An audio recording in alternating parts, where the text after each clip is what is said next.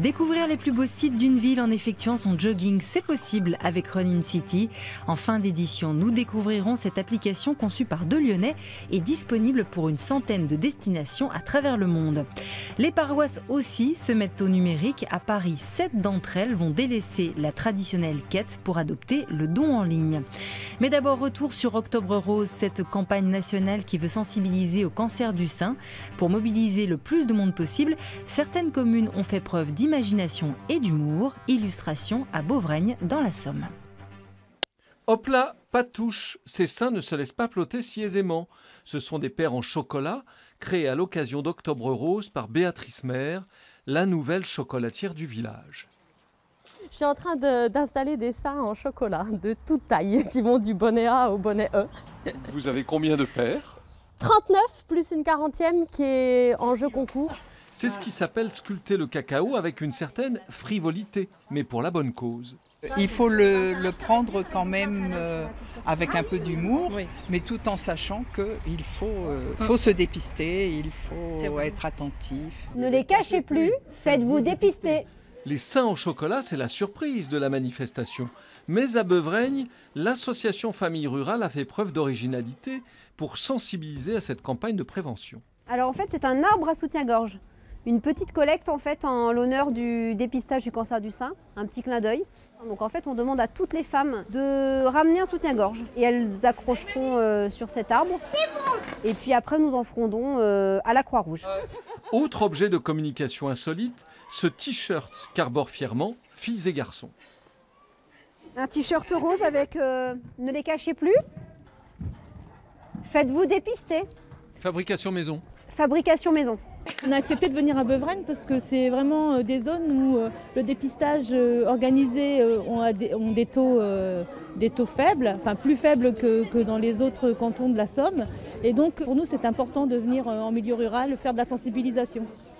À Beauvreigne, 900 habitants, qu'on soit jeunes ou vieux, ont fait donc campagne commune en essayant de voir la vie en rose. Les applications pour smartphone s'insinuent partout, y compris à l'église. 7 paroisses parisiennes vont en effet adopter le don numérique. Adieu la quête et le tronc pour déposer sa petite monnaie. Une modernisation qui ne fait pas l'unanimité chez les fidèles. Jusque-là, le smartphone était prohibé dans les églises. Mais depuis ce matin, il n'est plus un péché. Même le prêtre de Notre-Dame d'Auteuil prêche pour son utilisation. Vous savez qu'avec un smartphone, on peut à peu près tout faire, sauf du café, jusqu'à présent. Eh bien, désormais, on peut payer, on peut contribuer à la quête. Il suffit de mettre l'application La Quête sur votre smartphone et à tout moment, notamment au moment de la quête, vous pouvez donner ce que vous voulez très simplement et très librement. La quête traditionnelle va donc s'éteindre doucement. Les dames quêteuses ne trouvent pas cela très catholique. Je ne suis pas une convaincue de ce genre de méthode, parce que je trouve que le virtuel, c'est pas le réel. Je trouve que donner quelque chose de concret, ça a plus de sens. Ça me paraît dans l'air du temps et je pense que si c'est un moyen de collecter un peu plus de fonds sur un public plus jeune, c'est très malin. Les réfractaires à l'écran smartphone pourront se procurer sur Internet des carnets de coupons de 3 à 5 € qui remplaceront les pièces. Cet abandon de la monnaie va permettre la traçabilité des dons et faciliter la gestion pour les paroisses. C'est gagnant pour celui qui donne parce qu'il a la totale liberté de faire en fonction de ce qu'il souhaite et non pas en fonction de ce qu'il a dans sa poche, qui est tout à fait aléatoire. Et ça simplifie considérablement la comptabilité. Ça nous évite, nous, d'avoir des tas de pièces, notamment des pièces jaunes, qui sont très lourdes à transporter. Donc c'est vraiment gagnant-gagnant. Les 109 églises du diocèse de Paris collectent chaque année 9 millions d'euros avec la seule quête de la messe. Restent les offrandes dans les troncs, eux aussi seront remplacés. Des bornes sans contact permettront aux fidèles du monde entier de laisser leur obol. Autre application destinée cette fois aux touristes sportifs, Run In City, c'est son nom, a été conçu par deux Lyonnais. Pour une centaine de villes dans le monde, ils ont imaginé des parcours qui permettent de pratiquer la course à pied tout en découvrant les sites qui méritent le détour. Smartphone au bras, écouteurs aux oreilles, Grégoire est prêt pour son jogging. Mais l'air de rien, il fait aussi du tourisme. La place Bellecour constitue le point kilométrique zéro de Lyon. Toutes les distances sont comptées à partir de ce point. Continuez tout droit vers place de la Comédie.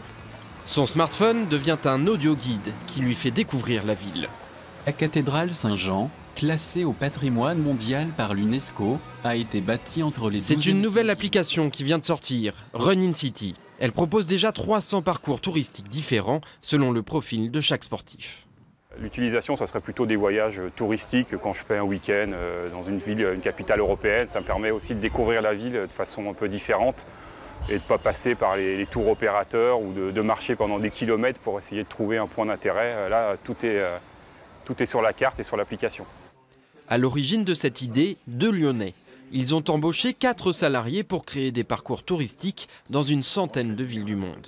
En fait, l'idée, elle vient de mes voyages, qu'ils soient professionnels ou personnels, c'est-à-dire de se retrouver dans des villes en France, tout comme à l'étranger, et de ne pas savoir où aller courir.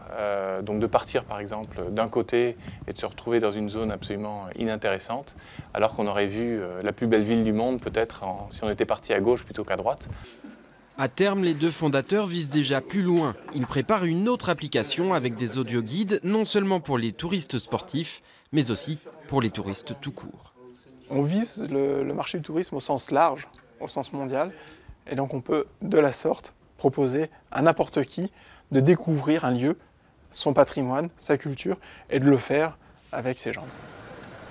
Pour l'instant, seuls les sportifs emportent un guide touristique dans leur poche. Mais même pendant un footing, il n'est pas interdit de s'arrêter un peu pour profiter du panorama.